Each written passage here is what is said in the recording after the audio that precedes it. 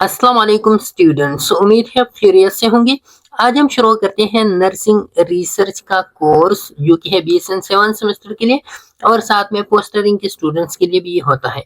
अच्छा, ये वाला जो कोर्स है नर्सिंग रिसर्च का, तो इसके जो ऑब्जेक्टिव्स होंगे वो ऑब्जेक्टिव पाकिस्तान नर्सिंग काउंसिल या HCC का जो सिलेबस है और जो खैबर ये मेडिकल यूनिवर्सिटी भी फॉलो करते हैं। ये जो स्लाइड्स है ये KMU INS की लेक्चरर्स की स्लाइड्स है जो हम इधर जो है ना वो आपको समझाने की कोशिश करेंगे। ओके, अच्छा, इसके लिए जो बेस्ट बुक है, ज्यादातर स्टूडेंट्स इसकी बुक्स के बारे में जो है ना वो पूछते हैं, तो वो है अंडरस्टैंडिंग नर्सिंग रिसर्च के नाम से जो है ना एक बुक आता है जो आपको स्क्रीन पे भी शो होगा और आप जो है ना इसको ऑर्डर भी कर सकते हो। जो स्क्रीन पे आपके जो नंबर शो होगा उसी के थ्रू जो है ना आप इसको ऑनलाइन ऑर्डर भी कर सकते हो। ओके, अच्छा, तो स्पेसिफिकली इस यूनिट में जो पहला यूनिट हम नर्सिंग रिसर्च का पढ़ेंगे तो उसमें हम इंट्रोडक्शन टू नर्सिंग रिसर्च जो है ना कि नर्सिंग रिसर्च है क्या, क्योंकि फिर हम आगे जाएंगे तो ये नर्सिंग रिसर्च अभी से जो है ना हमारे सिलेबस कोर्स शुरू होगा। फिर से 8th सेमेस्टर में जो है ना हम प्रैक्टिकली नर्सिंग रिसर्च पे जो है ना नर्सिंग में हम रिसर्च करेंगे। फिर इस तरह के जो है ना ये सिलसिला शुरू होता जा रहा है। MSP और PhD लेवल पे जो है ना आप ओन जो है ना अपनी वो रिसर्चेज आप करेंगे। तो ये बेसिक्स है रिसर्च के लिए और इसको जो है ना समझना बहुत ज्यादा लाजमी होता है। ओके, क्योंकि फिर आप प्रैक्टिकल स्टेप में जो है ना इसी थ्योरी को जो है ना आप उधर फिर फॉलो अप करेंगे। अच्छा, इस यूनिट में जो है ना हम जो ओवरव्यू हमारा इस यूनिट का होगा तो उसमें इंट्रोडक्शन होगा। इंट्रोडक्शन के बाद जो है ना फिर हम पढ़ेंगे टाइप्स ऑफ नर्सिंग रिसर्चेज और फिर एप्लीकेशन ऑफ नर्सिंग रिसर्चेज और फिर how to develop evidence based nursing research. Okay, तो चलते हैं अपने लेक्चर की तरफ, लेकिन लेक्चर भी जाने से पहले आपसे रिक्वेस्ट है, अगर आप हमारे चैनल पे नहीं हो तो चैनल को जरूर सब्सक्राइब करें और इसको फ्रेंड्स के साथ जरूर शेयर करवाइए। अच्छा, सबसे पहले रिसर्च है क्या, जैसा कि इधर मैंने लिखा है कि रिसर्च होता है टू सर्च अगेन। इसका जो लफ्ज है ये निकला है री एंड सर्च, कि दोबारा जो है ना आप चीज को सर्च आउट करें, दोबारा जो है ना आप चीजों को ओवरव्यू करें और उसमें जो है ना जो नॉलेज गैप्स होते हैं, मतलब ये कि कोई ऐसा चीज उसमें आप तलाश करिए जहाँ पे जो है ना उस चीज के बारे में नॉलेज नहीं हो, जहाँ पे जो है ना उस चीज के बारे में डिस्कशन नहीं हो गया हो या कोई इशू आ गया हो, कोई प्रॉब्लम हो और उस प्रॉब्लम को जो है ना आप सॉल्व करने की कोशिश करते हो, तो उसी के लिए जो है ना आप रिसर्चिंग करते हो, दोबारा से जो है ना चीजों को आप इन्वेस्टिगेट करना शुरू करते हो। अच्छा, तो ये जो है ना सिंपल मीनिंग है, बाद में जो है ना हम इसका जो कम्प्रिहेंसिव मीनिंग होगा तो हम डिटेल से जो है ना फिर डिस्कस करेंगे। तो ये है रिसर्च का। और अब जो जब हम ओवरव्यू लेते हैं तो ओवरव्यू जब हम रिसर्च का लेते हैं तो रिसर्च के लिए जो है ना मेनली एक रिसर्च होता है रिसर्च और दूसरा होता है कंज्यूमर होता है। तो रिसर्च का तो आपने जान लिया, दूसरा होता है कंज्यूमर। कंज्यूमर वो बंदा होता है जो इस रिसर्च को यूज करता है, मतलब ये कि मैंने रिसर्च किया तो मेरे अंडर जितने लोग होंगे वो सारे के सारे जो है ना उस रिसर्च को फॉलो करने वाले जो लोग होंगे वो क्या होंगे, वो कंज्यूमर होंगे। फॉर एग्जांपल केएमयू में जो है ना एक रिसर्च हो गया तो केएमयू के जितने भी स्टूडेंट्स हैं वो स्टूडेंट्स उस रिसर्च को फॉलो करते हैं, उस रिसर्च से जो है ना चीजों को अखज करते हैं, तो वो उस रिसर्च का कंज्यूमर हो गई ये सारे स्टूडेंट्स। अच्छा, अब ये कंज्यूमर और रिसर्च के दरमियान जो है ना रिलेशनशिप है क्या, और ये जो है ना किस तरह की रिलेशनशिप, अगर इनके दरमियान पॉजिटिव हो सकता है या नेगेटिव रिलेशनशिप हो सकता है। तो सबसे पहले रिसर्च कंज्यूमर को क्या फायदा देता है, तो रिसर्च जो है ना ये क्या होता है, साइंस प्रोड्यूस नॉलेज, और असल में साइंस जो है ना होता है रिसर्च बेस्ड होता है। साइंस में जो है ना डिफरेंट टाइप्स ऑफ रिसर्चेस होते हैं।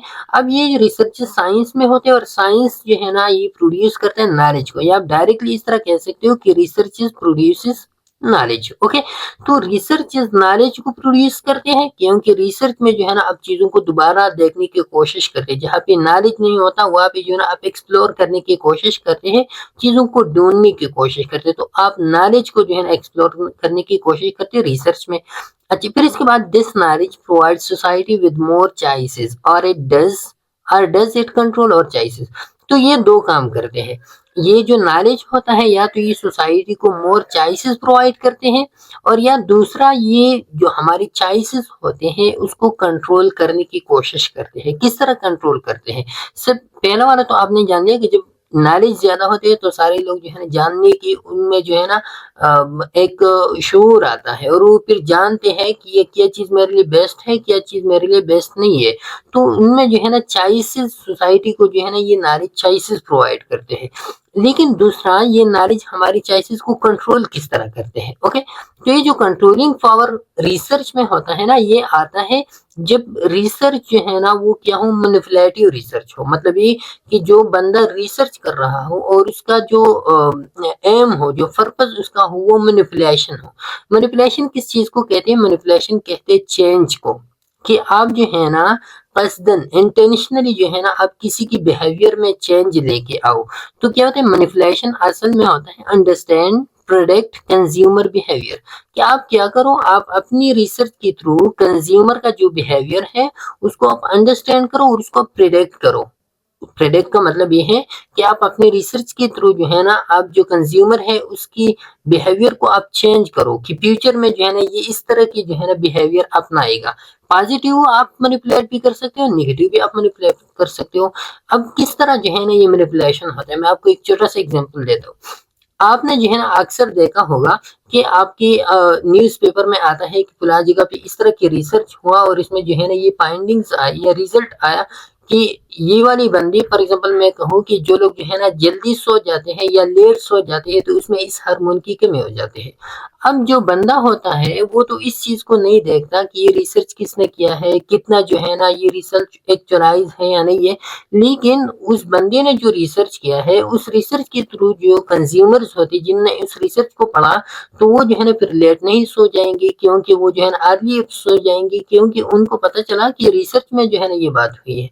अब रिसर्च के इन डेप्थ जो है ना बहुत कम लोग जाते हैं, तो इसी के थ्रू जो है ना वो मैनिपुलेट करते हैं। बहुत ज्यादा लोगों को आपने देखा होगा कि अपनी कंपनी के लिए, फॉर एग्जांपल एक फार्मेसी है तो फार्मेसी में डिफरेंट टाइप्स ऑफ ड्रग्स पे जो है ना वो क्या होते हैं, रिसर्चेज होते हैं। अब बहुत सी फार्मेसीज ऐसे होते हैं कि वो अपनी ड्रग्स पे जो है ना वो रिसर्च करते हैं, लोगों को जो है ना पैसे देते हैं। फॉर एग्जांपल एक रिसर्चर है और उनने जो है ना एक ड्रग पे फिनोडाल पे जो है ना वो रिसर्च कर रहा है। अब ये रिसर्च जो है ना, रिसर्चर जो है ना इसके लिए पैसे वगैरह की भी तो जरूरत होगी। अब ये पैसे वगैरह जो है ना जो फिनडाल का कंपनी वाला ओनर है वो ओनर इसकी रिसर्च का जो एक्सपेंसेस है वो बर्दाश्त करते हैं। तो ऑलरेडी रिसर्चर जो है ना उस ओनर का बाइस करेगा, उस ओनर की तरफदारी करेगा। तो फिनडाल को जो है ना अच्छी गोली के तौर पे जो है ना वो मार्केट में ले आएगा और अपनी रिसर्च में ये प्रूव करेगा कि ये गोली जो है ना, ये टेबलेट जो है ना ये क्या है, ये अच्छे है सेहत के लिए। ये जो है ना आपकी पेन वगैरह को जो है ना वो अच्छी तरह से जो हैंडल करते। तो फिर क्या होता है, फिर लोग जो है ना इसी चीज को फॉलो अप करते। तो इसी के थ्रू जो है ना ये रिसर्चर लोगों की या कंज्यूमर की बिहेवियर को मैनिपुलेट करते हैं। अब ये मैनिपुलेशन जो है ना ये तीन तरीकों से होता है। अक्सर बहुत ज्यादा तरीके होते हैं लेकिन अक्सर कॉमनली जो है ना तीन तरीके होते हैं। जो मैनिपुलेशन कंज्यूमर की जो बिहेवियर को मैनिपुलेट या चेंज किया जाता है वो तीन तरीकों से रिसर्चर करता है। एक नंबर रिसर्चर करता है फ्रेमिंग करता है। फ्रेमिंग कौन से टेक्निक होता है? फ्रेमिंग में presenting information to control opinion. मैं जो है ना इंफॉर्मेशन को प्रेजेंट कर रहा हूँ ताकि मैं लोगों की ओपिनियन को कंट्रोल करूँ। अक्सर आपने जो है ना ऐसे लोग भी देखे होंगे, ज्यादातर ये सियासतदान होते हैं। आप जो है ना बाज़ औक़ात आप एक दूसरे से बोलते हैं कि ये सियासतदान जो है ना इसी तरीके से हमारी सामने ये बातें करते हैं कि हमारी सारी सलाहियतों को जो है ना वो क्या करते हैं, कंट्रोल अप करते हैं। तो ये क्या होता है, ये होता है फ्रेमिंग। फ्रेमिंग में क्या होता है कि वो इसी तरीके से एक ऐसे अंदाज में जो है ना वो इंफॉर्मेशन को प्रेजेंट करते हैं जिसके थ्रू जो है ना ओपिनियन दूसरी की या अपोजिट या कंज्यूमर की ओपिनियन जो है ना वो कंट्रोल होती है। तो ये रिसर्च में दूसरा जो मैनिपुलेशन होता है वो होता है चेरी पैकिंग का। चेरी पैकिंग क्या होता है, वो होता है support particular conclusion and ignore contradictory evidence. जैसे कि मैंने आपको इधर ही फिनोडोल वाला रिसर्चर का एग्जांपल दिया। तो इधर जो रिसर्चर है वो रिसर्चर क्या करते हैं कि वो रिसर्चर जिस बंदे को जो है ना वो प्रमोट करने की कोशिश करते हैं, जिस बंदे की बाइस तरफदारी करते हैं, तो सिर्फ उसी बंदे के जो एविडेंसेस होते हैं वो लेते हैं और जो उसकी रिसर्च की अगेंस्ट जो एविडेंस होते हैं वो कॉन्ट्रोडक्टरी एविडेंस जो है ना वो अपनी रिसर्च में नहीं लाते। तो जो बंदा जो है ना उसकी रिसर्च को पढ़ते तो वो ये समझेगा कि यार इसने तो इतनी ज्यादा जो है ना एविडेंस अपने हक में दी है और इसकी कॉन्ट्रोडक्टरी एक भी एविडेंस नहीं है, तो ऑलरेडी जो है ना वो इम्प्रेस हो जाएगा इसकी रिसर्च से। लेकिन इधर जो है ना इन्होंने तो मैनिपुलेट किया उस बंदे को, क्योंकि इन्होंने कॉन्ट्राडिक्टरी एविडेंस जो है ना वो प्रेजेंट ही नहीं की। तीसरा जो है ना वो तरीका जो मैनिपुलेशन का है वो है इमोशनल अपील है। बहुत सारे जो है ना आपने देखो कॉमनली आप लाइफ में देखते हो कि लोग क्या करते हैं, वो इमोशनली ब्लैकमेलिंग करते हैं। मतलब ये कि कोई रिसर्चर है, उसने अपनी रिसर्च में पीयर का या एक्साइटमेंट का की बात की, और इससे जो है ना लोग क्या हो गए, कंज्यूमर मोटिवेट हो गया, और इसी मोटिवेशन के थ्रू उन्होंने जो है ना एक स्पेसिफिक चॉइस की तरफ चला गया। जैसा कि आप जो है ना पॉलिटिक्स में आप अक्सर जो है ना वो कि इस तरह की सर्वे हो गई, और इस सर्वे में जो है ना ये वाला पॉलिटिशियन जो है ना ये बहुत ज्यादा मकबूल पाया गया। हालांकि वो इतना मकबूल नहीं होता, लेकिन स्पेसिफिक गोल्स होते हैं उसकी, पीछे एक स्पेसिफिक मोटिव्स होते हैं। ओके, तो इमोशनली भी जो है ना ये अपील करता है रिसर्च में, और इसी के थ्रू जो है ना वो मैनिपुलेट करता है कंज्यूमर की बिहेवियर को। अच्छा, फिर can employ information which agent necessarily packed. अब ये जो रिसर्च होता है, इस रिसर्च में बाज इंफॉर्मेशन ऐसी भी होते हैं कि वो जो है ना जरूरी नहीं होता कि वो पैक्ड होंगे। ओके, ऐसी इंफॉर्मेशन भी होती है इसमें कि वो पैक नहीं होती। मतलब ये कि वो जो है ना वो इंफॉर्मेशन को मिस इंटरप्रेट करते हैं या मिस प्रेजेंट करते हैं।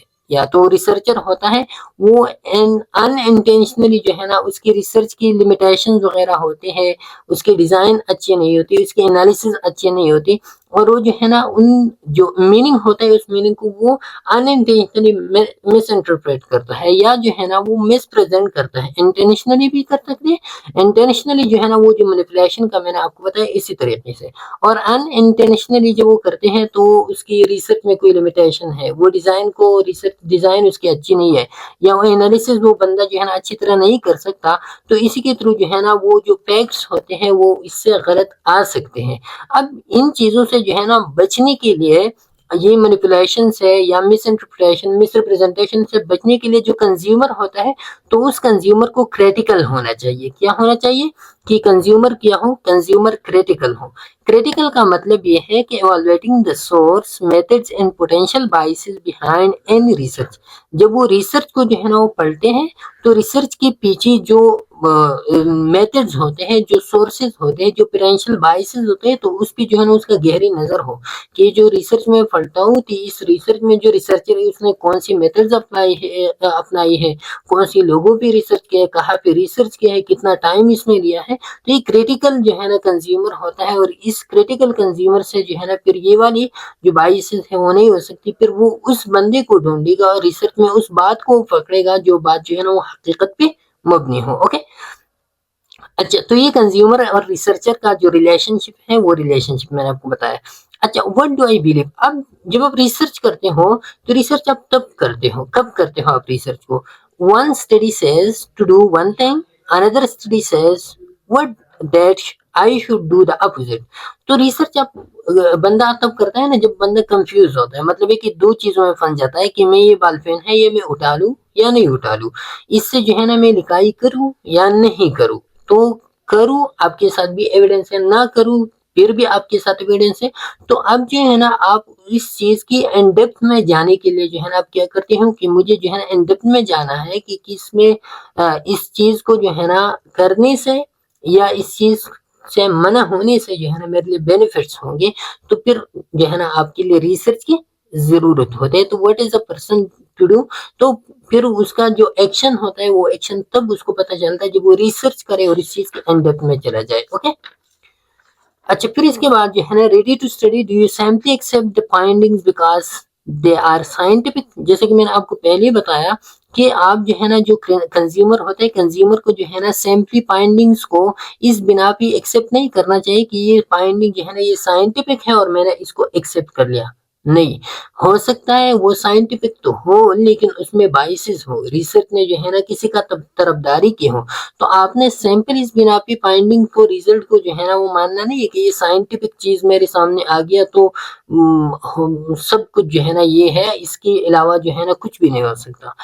How do you know which studies are credible.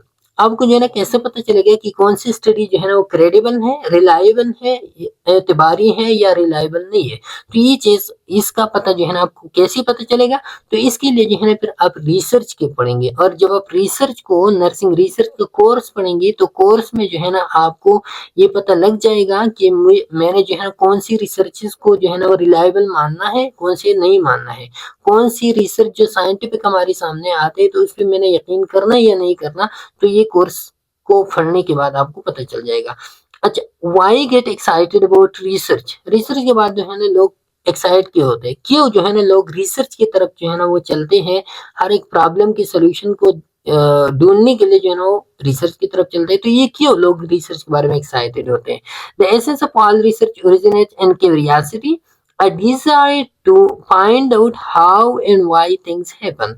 तो रिसर्च का जो मेन एसेंस होता है, जो main reason for doing research होता है, वो क्यूरियोसिटी होता है। क्यूरियोसिटी मतलब ये कि आपने जो है ना किसी चीज को देख लिया, आपको समझ नहीं आया, अब आप जो है ना समझने के लिए जो है ना आप फार्दर उस चीज में जो है ना जाने की कोशिश करते हो, तो ये आपकी क्यूरियोसिटी है, तजस्सुस है आप में, एक किस्म की आपके अंदर एक आग जल रहा है कि जब तक जो है ना मैंने इस चीज को इन डेप्थ नहीं जाना हो तो मैं इस चीज को छोड़ूंगा नहीं।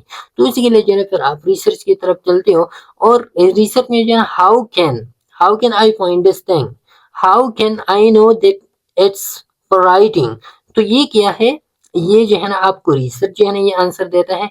Why is this thing presented here, तो ये क्या होता है, और फिर what is the best way to, what is the best way to write, what is the best way to use it. तो ये क्या होते हैं कि इन जैसे क्वेश्चन जो है ना, या व्हाट काजेस, या what are the effects of this things, तो ये क्या होते हैं, या आई वंडर मतलब ये कि मैं जो है ना हैरान हूँ कि ये चीज जो है ना किस तरह काम करेगा, कि यूज होगा, किस तरह यूज होगा, कब यूज होगा, कितने टाइम तक जो है ना ये यूज हो सकता है। तो ये क्या होता है कि ये आपके रिसर्च जो है ना ये आंसर फिर आपके रिसर्च जो है ना वो इनके आंसर्स आपको देते हैं इन क्वेश्चंस के। अच्छा, अब हम आते हैं ओवरव्यू में। ओवरव्यू में रिसर्च का जो हमने रिसर्च कंज्यूमर का पढ़ा ये ओवरव्यू में, अब हम रिसर्च की मीनिंग की तरफ आते हैं या रिसर्च के इंट्रोडक्शन की तरफ।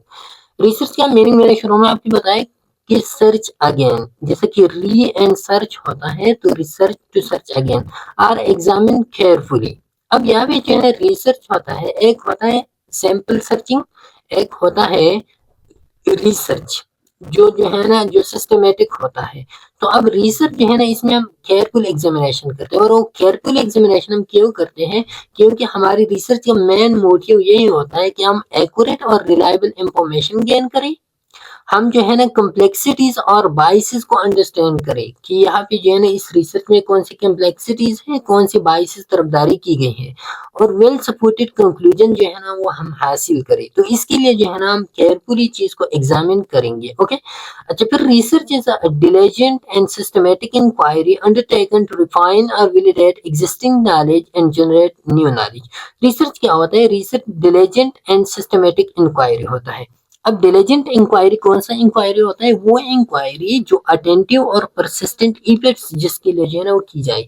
डिलीजेंट का मतलब ये है कि वो फुल अटेंटिवनेस के साथ और फुल कंसिस्टेंसी के साथ जो है ना उसके लिए एफर्ट्स की जाए, तो वो इंक्वायरी कौन सा इंक्वायरी होता है, वो डिलीजेंट इंक्वायरी।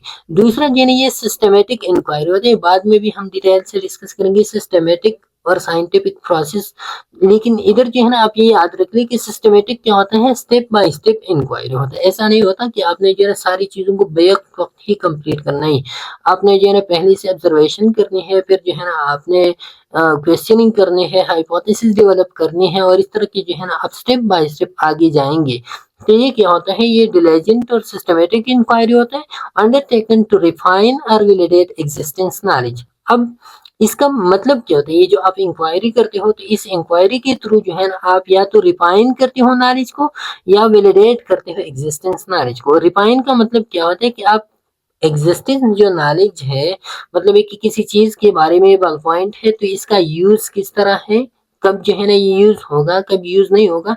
तो ये क्या होता है, अब इस नॉलेज को आप रिफाइन करते हो कि इसमें कोई ऐसी बातें तो नहीं है जो हमारे जो इस चीज़ को जो है ना सही तरीके से यूज़ नहीं करने देती। तो जो एक्सटर्नल वर्ड्स होते हैं, जो इम्प्योरिटीज़ इसमें होते हैं, तो उस इम्प्योरिटीज़ को आप इससे जो है ना हटाने की कोशिश करते हो।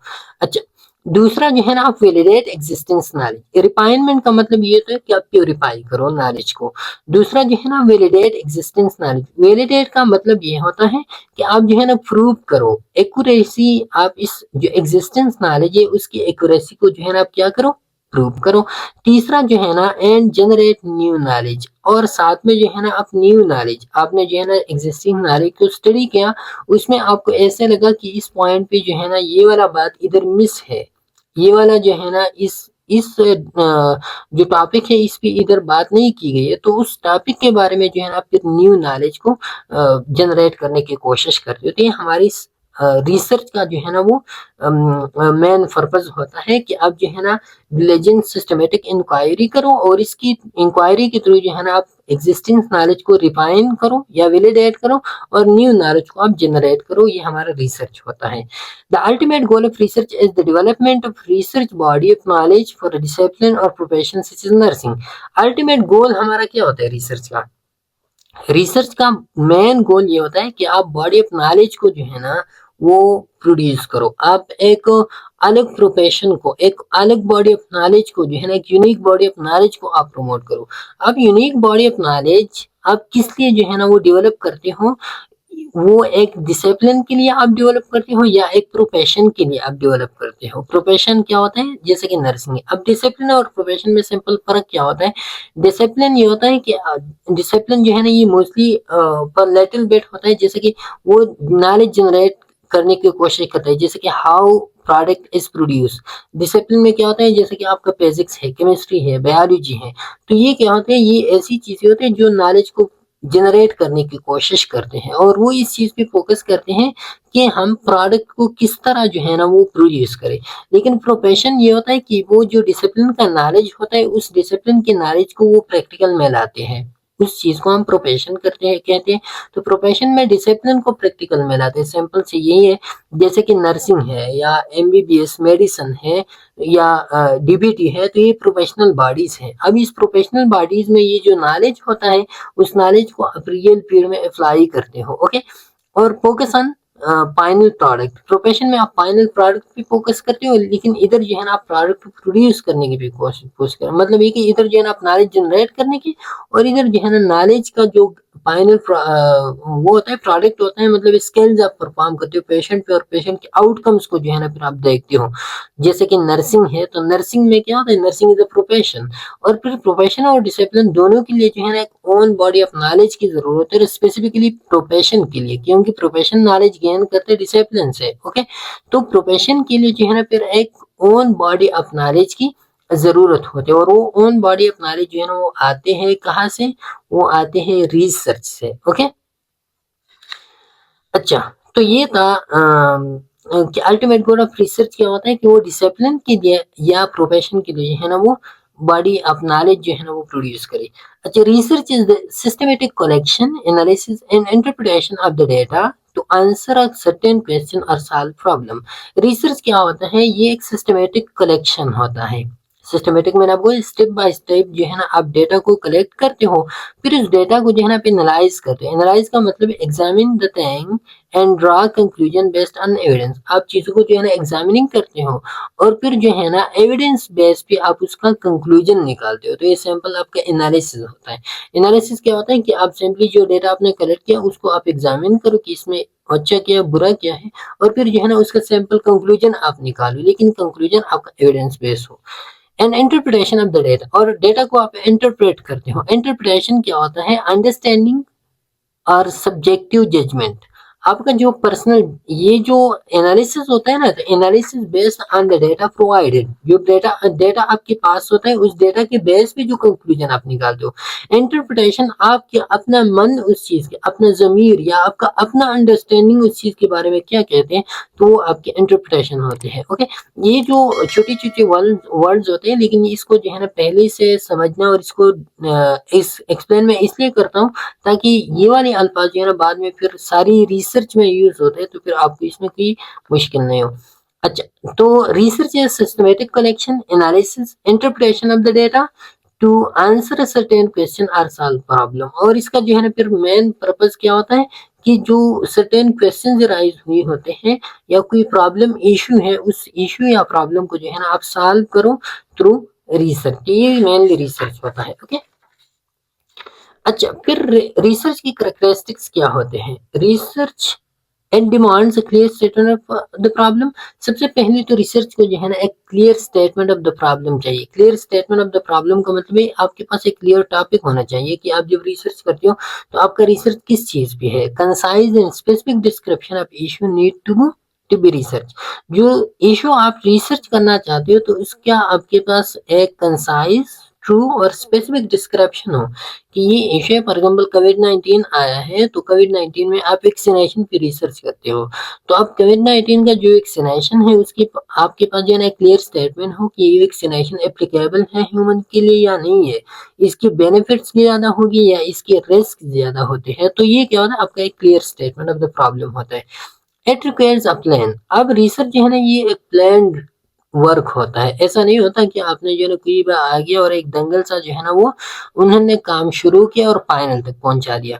इसमें क्या होता है, ये एक प्लान काम होता है। It is not aimlessly looking for something in the hopes that you will come across a solution. ये क्या होता है, ये एमलेसली नहीं होता कि आप एमलेसली जो है ना आप बिस्तर पे लेटे हुए हो और सोच रही हो कि ये वाला काम इस तरह क्यों होगा और इसका सोल्यूशन जो है ना वो इस तरह की निकल आएगा। नहीं, इसके लिए जो है ना आपने एक प्रॉपर प्लान करना होता है, एक स्टेप बाय स्टेप जो है ना आपने जाना होता है और फिर इनमें आपके पास सोल्यूशन आता है। It builds on existing data using both positive and negative findings। इसमें जो है ना existing data पे ये build up होता है, जैसे कि मैंने आपको पहले ही बताया कि इसमें हम existing knowledge पे जो है ना वो क्या करते हैं, फोकस करते हैं और उस existing knowledge को आप रिफाइन करते हैं या वैलिडेट करते हैं।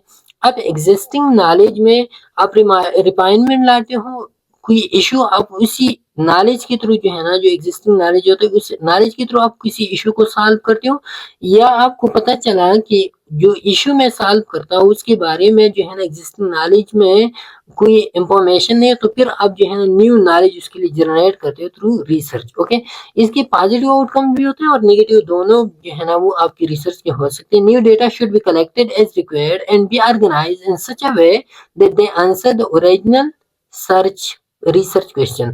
जो न्यू डेटा आप कलेक्ट करते हो ना तो उस वो न्यू डेटा भी ऐसा नहीं होगा कि आपने जो है ना वो कर लिया बस हो गया, आपने जो है ना सोच लिया अपनी तरफ से जो है ना एक पत्ता फेंक लिया और वो जो है ना निकल आया और ठीक नहीं। आपने रिसर्च में अगर न्यू नॉलेज क्रिएट करना होता है तो वो क्या होगा, आपका new knowledge, new data should be collected as required and be organise. जितना रिक्वायर्ड होगा उतना जो है ना आप डेटा को वो करेंगे, कलेक्ट करेंगे और फिर जो है ना उस डेटा को आप ऑर्गेनाइज करेंगे in such a way that answer the original search research question. और ये डेटा आप इस तरह ऑर्गेनाइज करेंगे कि जो आपका ओरिजिनल रिसर्च क्वेश्चन है या जो प्रॉब्लम है, जो इशू है, उस इशू को जो है ना ये एड्रेस करे, उस इशू को जो है ना ये आपका न्यू डेटा वो क्या करे, सॉल्व आउट करे। ओके, ये कैरेक्टरिस्टिक्स ऑफ रिसर्च होते हैं। अच्छा, एप्लीकेशन ऑफ रिसर्च कौन कौन से होते हैं? Diagnostic and therapeutic application of research, मतलब है कि इम्प्रूव डायग्नोसिस एंड ट्रीटमेंट जो है ये इम्प्रूव करते हैं। Policy improving health care system, biotechnology, develop technology और health promotion and disease prevention, ये रिसर्च की पर्पज एप्लीकेशन है।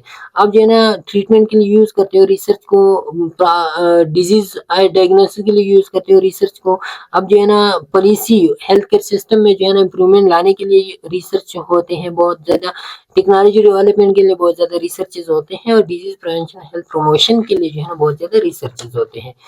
अच्छा, अब टाइप्स ऑफ रिसर्चेज कौन कौन सी है? तो types of researches, the philosophical approach to research is basically of two types.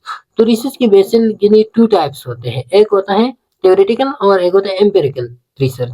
अब जो फिलॉसफिकल अप्रोच होता है तो वो कौन सा अप्रोच होता है? Ways of conducting study, collection of data, analyse to you analyse it and use it. Philosophical approach simple ये होता है कि हम रिसर्च को जिस अप्रोच के थ्रू हम रिसर्च करते हैं ना तो वो फिलॉसफिकल अप्रोच होता है। और ये फिलोसफिकल अप्रोच कौन सा होता है कि आप जो है ना सबसे पहले स्टडी को कंडक्ट करो, फिर डेटा को कलेक्ट करो, फिर जो है ना उस डेटा को एनालाइज करो, फिर जो है ना उस डेटा को आप यूज करो। तो ये फिलोसफिकल अप्रोच, फिलोसफिकल मतलब है कि एक स्टेप बाय स्टेप जो है ना आप चलते हो। तो फिलोसफिकल अप्रोच के थ्रू जो है ना स्टडी रिसर्च के टू टाइप्स होते हैं, मतलब ये कि ये जो स्टेप बाय स्टेप अप्रोच होता है तो इसी की बिना पे जो है ना आपकी रिसर्च के टू टाइप्स होते हैं। एक होता है थ्योरेटिकल रिसर्च, दूसरा होता है एम्पिरिकल रिसर्च। थ्योरेटिकल रिसर्च वो रिसर्च होता है जो थ्योरी और एब्स्ट्रैक्शन पे बेस करते हैं। मतलब ये कि ये जो थ्योरेटिकल रिसर्च होता है ना, ये कोई एक्सपेरिमेंट या एक्सपीरियंस पे बेस नहीं करता। ये जो है ना रियल वर्ल्ड एक्सपीरियंसेस या रियल वर्ल्ड बातें ये नहीं होती थ्योरेटिकल, ये आपका माइंड होता है, थ्योरी आपने डेवलप की।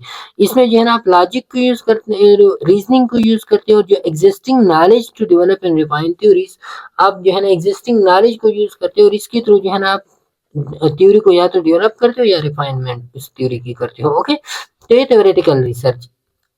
दूसरा होता है empirical. Empirical based on observation, experience and experimentation. Empirical ये होता है कि इसमें जो है ना आप ऑब्जर्वेशन पे फोकस करते हो। आप जो है ना आपका जो डेटा आता है वो एक्सपेरिमेंटेशन और एक्सपीरियंस से वो आता है, तो उस रिसर्च को जो रियल वर्ल्ड एक्सपीरियंस पे बेस करते हैं तो उसको हम क्या कहते हैं, एम्पेरिकल रिसर्च।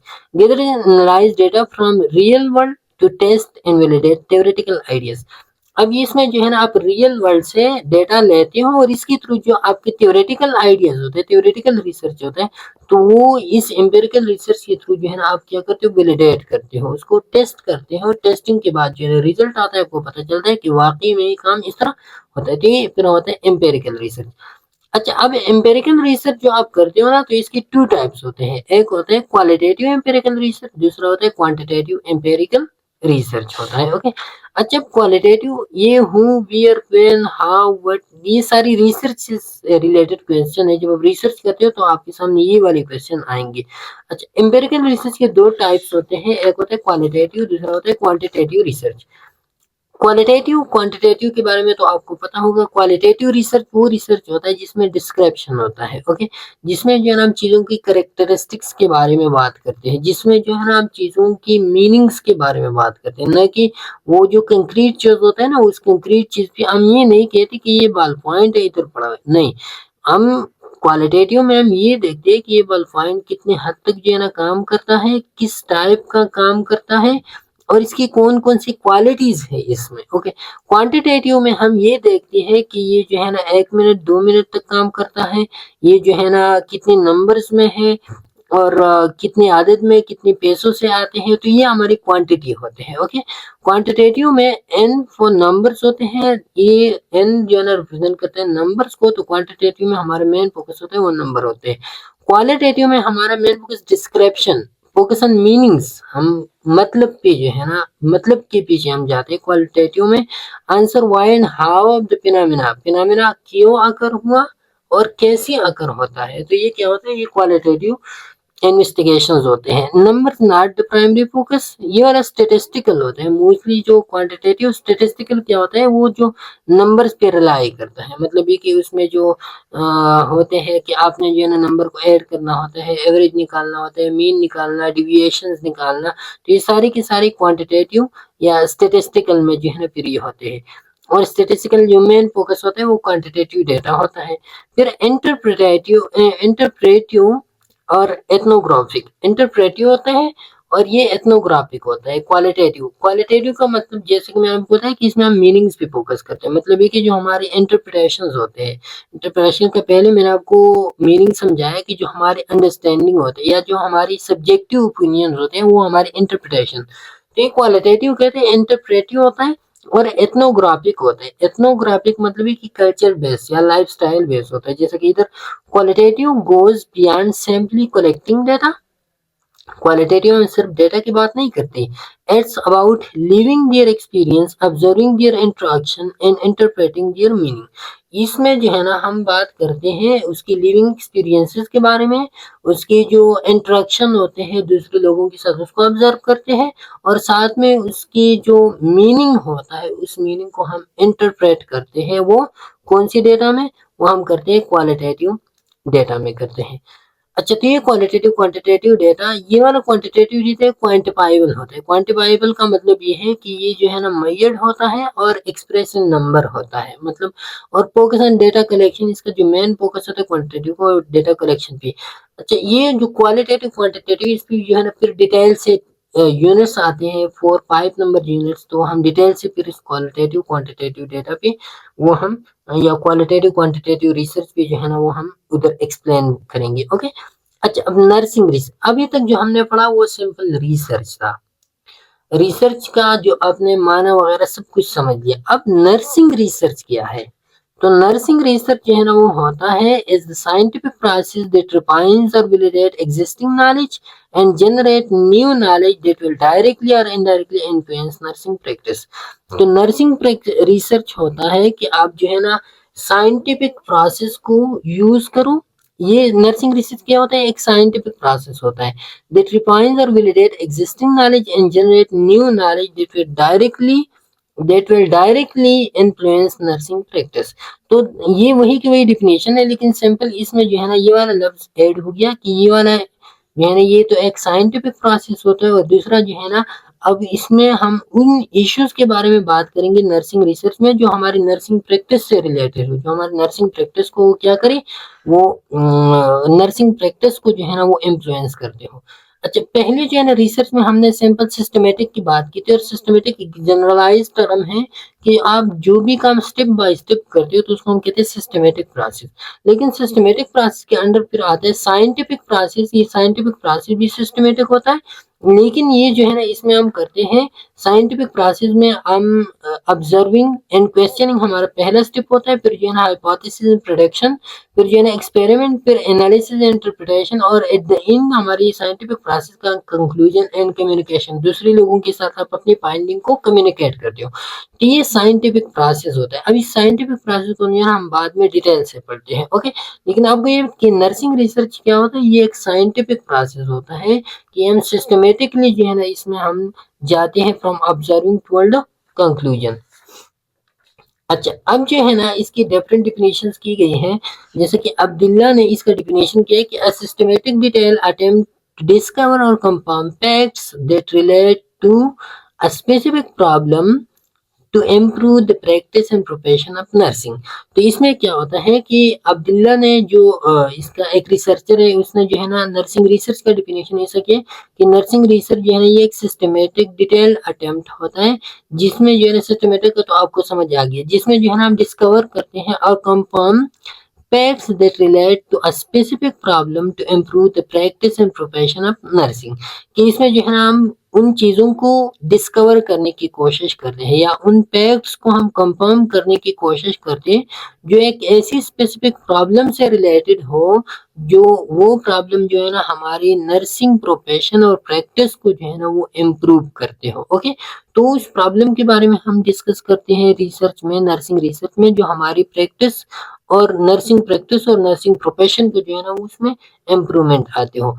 पायलट एंड हैंगलर जो है ना systematic search for knowledge about issues of importance to nursing. उन इश्यूज के बारे में जो है ना हम सिस्टमेटिक रिसर्च करते हैं, सिस्टमेटिक सर्चिंग करते हैं जो हमारी नर्सिंग के लिए इम्पोर्टेंट होते हैं, तो इसको हम कहते हैं नर्सिंग रिसर्च। हेंडरसन कहते हैं study of the problems in practice relating to the effects of nursing. उन प्रॉब्लम्स का हम स्टडी करते हैं नर्सिंग रिसर्च में जो हमारी नर्सिंग को जो है ना वो इफेक्ट करते हैं, या हमारी नर्सिंग में जो प्रैक्टिसेस होते हैं उन प्रैक्टिसेस को जो प्रॉब्लम इफेक्ट्स करते हैं, उन प्रॉब्लम के बारे में जो रिसर्चेस जो सर्चेस हम करते हैं उसको हम क्या कहते हैं, nursing research. The ultimate goal of nursing research is to provide an empirical basis to guide nursing practice. Ultimate goal of nursing research क्या होता है कि हम जो है ना एक एम्पिरिकल बेसिस प्रोवाइड करें। एम्पिरिकल का मतलब है कि साइंटिफिक या एक्सपेरिमेंटल बेसिस जो है ना, या एक्सपीरियंस और ऑब्जर्वेशन से जो आते हैं, तो उन बेसिस को हम प्रोवाइड करें नर्सिंग प्रैक्टिस को, या लॉजिकल, ये जिसको हम कहते हैं ना कि विद रीजन, ये विद रेशनली आप जो प्रैक्टिस करते हो तो उसको हम कहते हैं empirical. What is referred to as evidence based practice, और इसी प्रैक्टिस को जो एम्पिरिकल बेसिस पे हो तो उसको हम क्या कहते हैं, एविडेंस बेस्ड। एम्पिरिकल का मतलब ये कि वो उसके साथ उस प्रैक्टिस के लिए करने के लिए जो है ना आपके पास एविडेंस हो। तो इसी को हम क्या कहते हैं, इसको हम कहते हैं evidence based practice. Evidence based practice वो प्रैक्टिस होता है जिसमें जो है ना आपके साथ एविडेंस होते हैं उस प्रैक्टिस के लिए। आपके पास जो है ना क्या होते हैं, नॉलेज होता है, और नॉलेज के साथ साथ आपके पास जो है ना उसके एविडेंस। एविडेंस बेस्ड प्रैक्टिस के 3 मेन कंपोनेंट्स होते हैं। एक होता है बेस्ट अवेलेबल एविडेंस, दूसरा होता है क्लिनिकल नॉलेज एंड स्किल्स, और पेशेंट वांट्स एंड नीड्स। जब आप एविडेंस बेस्ड प्रैक्टिस की बात करते हो या एम्पिरिकल बेसिस प्रैक्टिस की बात करते हो ना, तो उसमें 3 चीजें आपके लिए। एक तो आपके पास जो प्रैक्टिस जो एक्टिविटीज आप करते हो उसके बारे में आपके पास नॉलेज हो, एविडेंस हो। दूसरा जो है ना आपके पास उसकी उस प्रैक्टिस के बारे में आपके पास नॉलेज और स्किल्स हो। और तीसरा जो है ना पेशेंट्स की वांट्स भी हो, पेशेंट की नीड्स भी हो, और पेशेंट उस प्रैक्टिस को चाहते भी हो। तो फिर इसको हम कहते हैं कि ये जो प्रैक्टिस एक्टिविटीज आप करते हो, तो ये कौन सी एक्टिविटीज है, ये होता है एविडेंस बेस्ड एक्टिविटीज। अच्छा, अब importance of nursing and research in generating evidence based practice for nursing. अब नर्सिंग के लिए आप एविडेंस बेस्ड प्रैक्टिस को जो है ना किस तरह प्रमोट कर सकते हो, एम्पेरिकल बेस्ड प्रैक्टिस या एविडेंस बेस्ड प्रैक्टिस आप नर्सिंग के लिए किस तरह प्रमोट कर सकते हो। तो there are 4 types of research, each type of research provide the basis for the next level of inquiry. 4 types हम पढ़ेंगे, और हर एक टाइप जो है ना वो दूसरी टाइप के लिए जो है ना एक सीढ़ी की हैसियत रखता है, और एविडेंस बेस्ड प्रैक्टिस को प्रमोट करने के लिए एक सीढ़ी की तरह होता है। Description the first type of nursing research. Originally, through description research, we try to identify and better understand nursing phenomena and the relationship among the phenomena. तो डिस्क्रिप्शन में हम क्या करते हैं कि इसमें जो है ना हम जो नर्सिंग फिनोमेना होते हैं उसको हमें अंडरस्टैंड करने की कोशिश करते हैं, और ये हमने पहली भी डिटेल से अभी पढ़ा कि हम आइडेंटिफाई करते हैं रिसर्च को, रिसर्च प्रॉब्लम को, और साथ में उसको अंडरस्टैंड करने की कोशिश करते हैं। For example, a qualitative study conducted in order to describe the experience of surviving prolonged mechanical ventilation। तो ये एक पेशेंट है, और पेशेंट जो है ना वो प्रोलॉन्ग टाइम के लिए एक मैकेनिकल वेंटिलेशन पे जो है ना वो पड़ा हुआ है। अब इसी के बारे में जो है ना हमने क्वालिटेटिव स्टडी शुरू की। The result from this study provide nurses insight into the psychological needs of the patient being weaned from ventilator.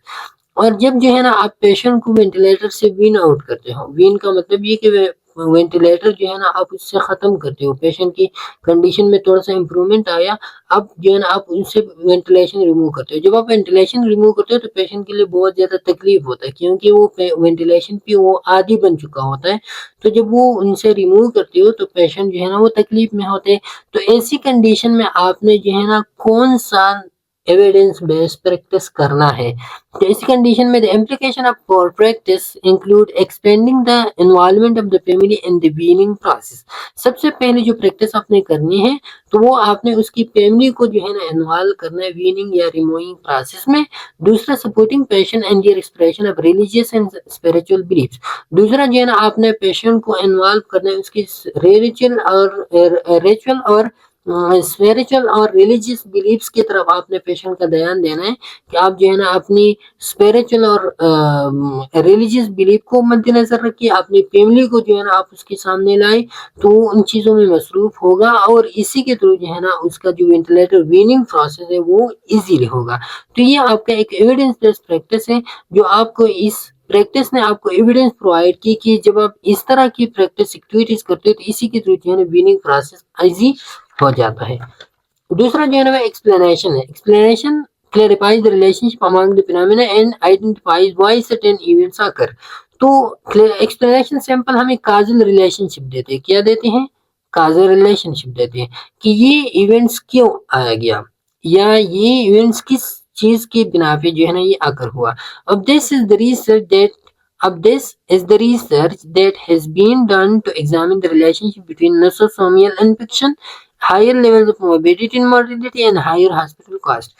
तो इसमें जो है ना हम क्या, इस रिसर्च में हम जो है ना रिलेशनशिप पढ़ते हैं या काजल एसोसिएशन पढ़ते हैं कि जो हॉस्पिटल इन्फेक्शन होते हैं, नोसोमियल इन्फेक्शन, इनकी और मॉर्बिडिटी मोर्टिलिटी के दरमियान जो है ना क्या नोसोमियल इन्फेक्शन से जो है ना मॉर्बिडिटी मोर्टिलिटी इंक्रीज हो रहा है या डिक्रीज हो रहा है। तो ये हम एक्सप्लेनेटरी रिसर्च में वो पढ़ते हैं। अच्छा, फिर रिसर्च का तीसरा टाइप होता है वो है प्रेडिक्शन। प्रिडिक्शन में हम क्या करते हैं, this examine the probability of an outcome occur in specific situation, this type of research is common in epidemiology in which specific type research specified risk factor predict the occurrence of disease। तो इसमें हम क्या है, prediction में हम जो है ना प्रोबेबिलिटी को प्रेडिक्ट करते हैं या आउटकम को जो है ना हम एग्जामिन करते हैं, और हम जो है ना स्पेसिफिक सिचुएशन में हम ये देते हैं कि फ्यूचर में जो है ना हो सकता है कि इस चीज का अकरेंस या इस डिजीज का अकरेंस जो है ना वो इतनी दर्जे तक जो है ना वो इंक्रीज हो जाए, और ये हम एपिडेमियोलॉजी को, इस डिजीज की एपिडेमियोलॉजी को स्टडी करके बता सकते हैं। For example, obesity and inactivity predict higher rates of heart rate. आपको जो है ना पेशेंट को कहते हो कि अभी तो आपको ओबेसिटी और साथ में आप इनएक्टिव भी हो, लेकिन हो सकता है इससे जो है ना आपका हार्ट रेट जो है ना वो क्या हो सकता है, वो बढ़ सकता है। ओके, अच्छा, फिर कंट्रोल होता है। तो एविडेंस बेस्ड प्रैक्टिस किस चीज के कंट्रोल के थ्रू जो है ना वो भी इम्प्रूव होता है। Control is the ability to specify how produce a desired outcome. Control क्या होता है कि आप किसी एनवायरनमेंट को आप कंट्रोल करते हो, अपने लिए सैंपल को कंट्रोल करते हो, और आप जो है ना एक डिजायरेबल चीज को प्रमोट करने की कोशिश करते हो। Control is dependent on production, और कंट्रोल जो है ना आपकी प्रोडक्शन पे डिपेंडेंट होता है। मतलब ये कि प्रोडक्शन, आप पहले से प्रोडक्शन करते हो कि फ्यूचर में मुझे इस तरह की चीज चाहिए, तो उसी की बिना पे जो है ना आप उसी तरह कंट्रोलमेंट भी लाते हो। For example, the incidence of heart disease is reduced when levels of obesity and inactivity are controlled। जैसे कि हमने प्रिडिक्शन में कहा कि प्रिडिक्शन हम ये करते हैं कि ओबेसिटी और इनएक्टिविटी की वजह से जो है ना वो क्या होते हैं, वो हार्ट डिजीज इंक्रीज होता है। तो अभी जो है ना आपने हार्ट डिजीज को कंट्रोल किया, तो control is dependent on prediction. Okay, और when people are normal weight and they exercise, या तब जो है ना बंदे को हार्ट डिजीज नहीं होगा जब वो जो है नॉर्मल वेट का हो और वो जो है ना एक्सरसाइज करते हो। ओके, तो ये था आज का हमारा लेक्चर। नेक्स्ट लेक्चर में हम ways of acquiring knowledge in nursing, ये स्पेसिफिकली हम पढ़ेंगे, और साथ में जो है ना हिस्ट्री ऑफ नर्सिंग जो है ना वो हम पढ़ेंगे, और कौन कौन सी scientific methods use in nursing research वो हम डिटेल से पढ़ेंगे। इंशाल्लाह फिर नेक्स्ट लेक्चर में मुलाकात होगी, तब तक के लिए इजाजत दीजिए। अल्लाह हाफिज।